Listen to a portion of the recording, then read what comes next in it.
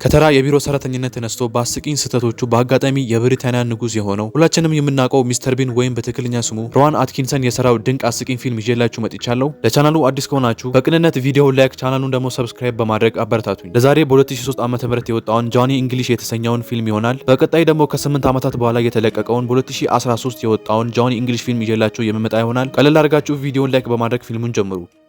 ፊልሙ የሚጀምረው በብሪታንያ የስለላ ኤጀንሲ ውስጥ ከታመኑና ከተሳካላቸው ወኪሎች አንዱ የመሆን ህልም የነበረው የኤምአይ7 ሰራተኛ የሆነው ጆኒ እንግሊሽን እያሳየን ነው። በአሁኑ ወቅትም በኤምአይ7 ዋና መስሪያ ቤት ውስጥ ቁጭ ብሎ የወረቀት ስራዎችን ብቻ ነው የሚሰራው። ታዋቂው ኤጀንት ዋን ወደ ቢሮ ሲደርስ ጆኒ ለሚቀጥሉት ተልዕኮ የሚሆኑ ፋይሎችንና መረጃዎችን ያቀብለዋል። እንዲሁም ሁሉንም የመረጃ ምንጮች በድጋሚ ማረጋገጡን ይገልጽለታል።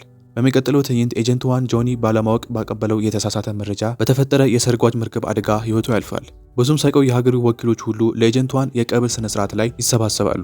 ለጆኒም ከሚጠበቁ ጥቃቶች ወኪሎቹን የመጠበቅ ኃላፊነት ይሰጡታል። ጆኒና ጸሐፊ ቦብ በዙሪያ ያሉትን ነገሮች ሁሉንም ቢከታተሉም ሁለት ሰዎች በድብቅ ገብተው ሁሉንም ወኪሎች በተሰበሰቡበት ቦታ ላይ ፍንዳታ በማድረስ እያንዳንዳቸውን ይገላቸዋል። ይህንንም ተከትሎ የሀገሪቱ ጠቅላይ ሚኒስትር የብሪታንያ የስለላ ድርጅት ኃላፊ ኤጀንሲ ፔጋሰስ የኤጀንት ዋን ሚስጥራዊ ተልዕኮ ማጠናቀቅ የሚችል ሌላ ወኪል እንዲያገኙ በጥብቅ ያዛል። ነገር ግን ሌላ ወኪል ስለሌለ ፔጋሰስ ተልዕኮን እንዲያጠናቅቅ ጆኒን ይቀጥረዋል። በሚቀጥለው ቀን ጆኒ ልክ እንደ ኤጀንት ዋን ወደ መስሪያ ቤቱ ደርሶ አዲስ እንደተሾመ ወኪል ወረቀቶችን ይፈርማል። እዚህ ላይ ጆኒ ሳቅ የብረት ስክሪፕቶን አንስቶ ሁለት ጊዜ ጠቅ ያደርገዋል። በዚህም የፔጋሰስ ጸሐፊ የሆነችው ሴት መሬት ላይ እንድትወድቅ ያደርጋል። ከዚያም ጆኒ ከፔጋሰስ ጋር ይገናኛል። እሱም ለሚቀጥለው ተልዕኮ የሚያስፈልጉትን መረጃዎች በሙሉ ይሰጠዋል። እንዲሁም በጥንቃቄ እንዲይዘው ይነግረዋል። ፔጋሰስም በተጨማሪ የንጉሠ ነገሥታት ጌጣጌጦች የሚመለሱበት በጣም አስተማማኝ ቦታ ከፈረንሳይ እጅግ ስኬታማ ከሆኑ ቢሊዮነሮች መካከል አንዱ ፓስካል ሳቫጅ ስፖንሰር እየተደረገ መሆኑን ይነግረዋል። በሌላኛው ቀን የሚደረገው የመክፈቻ ስነ ስርዓት ላይ የቦታውን ደህንነት እንዲጠብቅ እንደተመደበ ይነግረዋል። ምክንያቱም በስነ ስርዓቱ ወቅት የሆነ ሰው ጌጣጌጦቹን ለመስረቅ እንደሚሞክር ይጠራጠራሉ። ትዕይንቱም ወደ ለንደን ታወር ይለወጣል። የክብረ በዓሉ ስነ ስርዓት እዛ እየተካሄደ ሲሆን ጆኒ ከቦብ ጋር እዛ ይደርሳል እና በታወሩ ዙሪያ ስላለው ጸጥታ ሁኔታ ይጠይቃል። ይህ በእንዲህ እንዳለ ጆኒ አንዲት ሎርና ካምበል የተባለች ሴትን ይመለከታል። ወደ እሷም ሄዶ ያነጋግራታል። ከዚያም በማያወሩበት ጊዜ ሳቫጅም ወደ እነሱ ይመጣል። ነገር ግን ጆኒ ሊያውቀው ባለመቻሉ አስተናጋጅ ይመስለዋል። ከዚያም በድንገት አጠቃላይ የታወሩ የኃይል መብራት ድንገት ይጠፋል። እናም በውስጡ ያሉ ሰዎች በሙሉ በፍርሃት ተዋጡ። ጆኒም በአጋጣሚ የሮያል ሴኩሪቲ ኃላፊ በወይን ጠርሙስ ሳያስበው መጥቶ ይጥለዋል። መብራቱን ከተመለሰ በኋላ ስህተቱን ለመሸፈን ጆኒ እያመለጠ ያለ ተጠርጣሪ እንዳለ በማስመሰል ወደ ክፍል ውስጥ ገብቶ ከሰውየው ጋር ልክ እየተጣላ እንዳለ ሰው ያስመስላል። በመቀጠልም በሚያሳዝን ሁኔታ የንጉሠ ነገሥታት ጌጣጌጦች በቦታው የሉም፣ ቀድሞውኑ ተሰርቀው ነበር። በሚቀጥለው ቀን ጆኒ የቦታውን ደህንነት መጠበቅ ባለመቻሉ ፔጋሰስ ይናደድበታል። ከዚያም ራሱ ሌባውን በተሻለ ፍጥነት እንዲያገኘው ይነግረዋል። በተመሳሳይ ጊዜ አንድ ስኬች አርቲስት እዚያ ቦታ ደርሶ ጆኒ በስነ ስርዓቱ ወቅት ሲሮጥ ያየውን ተጠርጣሪ የፊት መልኩን መረጃ እንዲሰጠው ይጠይቀዋል። ራሱንም ለመሸፈን ጆኒ ስለ ተጠርጣሪው የተሳሳተ መረጃ ይሰጣል። ይህም ሳሊው በጣም ያልተለመደ ፊት እንዲስል ያደርገዋል። በሚቀጥለው ትዕይንት ጆኒ ሌቦች ቦታውን እንዴት እንዳገኙትና ጌጣጌጦቹን እንደሰረቁ ለመመርመር ከቦብ ጋር ወደ ለንደን ታወር ይሄዳል። ወደ ውስጥም ከገቡም በኋላ ትልቅ ጉድጓድ ያገኛሉ እና ሌባው ጌጣጌጦቹን ለመስረቅ ሊጠቀምባቸው የሚችለውን መንገዶች ንድፍ ሀሳብ ማውጣት ይጀምራል። ኋላ ላይ ጉድጓዱን ካስተዋሉ በኋላ ጆኒና ቦብ መጋዘኑን ተከትለው ሌቦቹ ዲተርና ክላውስ ጌጣጌጦቹን በሬሳ ሳጥን ውስጥ ወደሚያከማቹበት ቦታ ይደርሳሉ። ጆኒና ቦብ ሌቦቹን ይጋፈጣሉ። ነገር ግን በሚያሳዝን ሁኔታ የጆኒ ጥይቶች ከሽጉጥ ውስጥ ይወድቃሉ። ይህም ሌቦቹ ቦታውን በጭስ ሞልተው ከቦታው እንዲሸሹ በቂ ጊዜ ይሰጣቸዋል። ጆኒና ቦብ እነሱን ለመከተል ይወስናሉ እና መኪናዎችን በሚጭን ትልቅ መኪና ውስጥ ሆነው ሌቦቹን ማሳደድ ይጀምራሉ።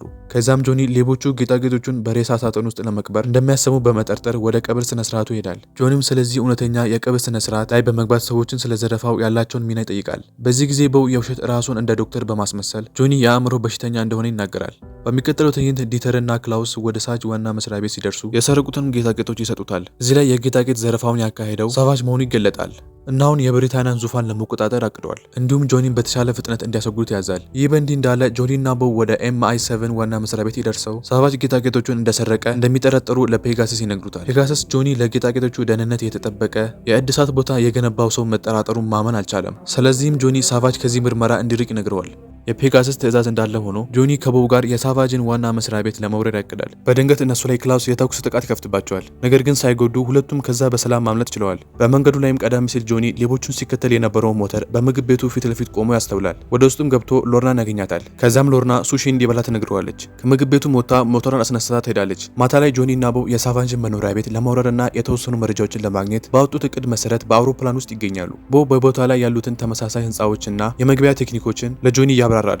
ነገር ግን ጆኒ ምንም አይነት ማብራሪያ እንደማይፈልግ ይነግረዋል። ብዙም ሳይቆይ ቦብ በሳቫጅ ህንፃ ጣሪያ ላይ ያርፋል። ጆኒ ደግሞ በሳቫጅ ህንፃ ጋር ተመሳሳይ በሆነ የሆስፒታል ህንፃ ላይ ያርፋል። ነገር ግን ጆኒ ስህተቱን ካወቀ በኋላ ሆስፒታል ውስጥ ወጥቶ የሳቫጅ ህንፃ ለመግባት ከቦው ጋር ይቀላቀላል። ከቆይታዎች በኋላም ወደ ሳቫጅ ቢሮ ገብተው እዛ በሚጫወተው ቪዲዮ አማካኝነት ንጉስ ለመሆንና የብሪታንያን ሀገር ለማጥፋት ያለውን ክፉ እቅድ ያያሉ። በድንገት ግን ዲተር ወደ ክፍሉ ሲገባ ጆኒ ጡንቻን ዘና የሚያደርግ የደም ሴረም በመጠቀም እሱን መቆጣጠር ችሏል። በሚያሳዝን ሁኔታ ጆኒ ራሱንም አድርጎት ነበርና ይህም መናገር ወይም አካሉን መቆጣጠር እንዳይችል ያደርገዋል። መሬት ላይም እየታገለ ባለበት ወቅት ሌሎች ሁለት ሰዎች ወደ ክፍሉ ገብተው በጆኒና በቦው ላይ ሽጉጥ ይመዛሉ። እንደ ድል ሆኖ ሎርና ደርሳ ሁለቱንም ሰዎች መሬት ላይ ትጥላቸዋለች። እንዲሁም ለወራት የሳቫጅን ድርጊቶች እየተከታተለች የነበረው ከፓሪስ የመጣች የኢንተርፖል ኦፊሰር መሆኗን ትናገራለች። በሚቀጥለው ትዕይንት ጆኒም አሁንም በዛ ህንፃ ውስጥ የሳቫጅን ድግስ እየተከታተለ ላለው ለፔጋሰስ ሁሉንም ነገር እንዲነግሩት ሀሳብ ያቀርባል። ጆኒም በዛች በቅድሙ ነገር እንግዳ ጸባይ እያሳየ ነው። ሁለቱም ወደ ፔጋሰስ ቀርበው ሁሉንም ነገር ከመናገራቸው በፊት አስቀድሞ ሳቫጅ ስለ ቦውና ስለ ጆኒ ፍቃድ ሳይኖራቸው ወደ ህንፃ ውስጥ ገብተው አንዳንድ ሰራተኞቹን ለማጥቃት እንደሞከሩ ይነግረዋል። ይህንን ሲሰማ ፔጋሰስ ጆኒ ላይ ተናዶ ከጉዳዩ ያሰናብተዋል። እንዲሁም ለ3 ወራት እገዳ ይጥልበታል። ጆኒም በዚህ ጉዳይ ላይ ምንም ነገር ማድረግ ስላልቻለ እያዘነ ይሄዳል።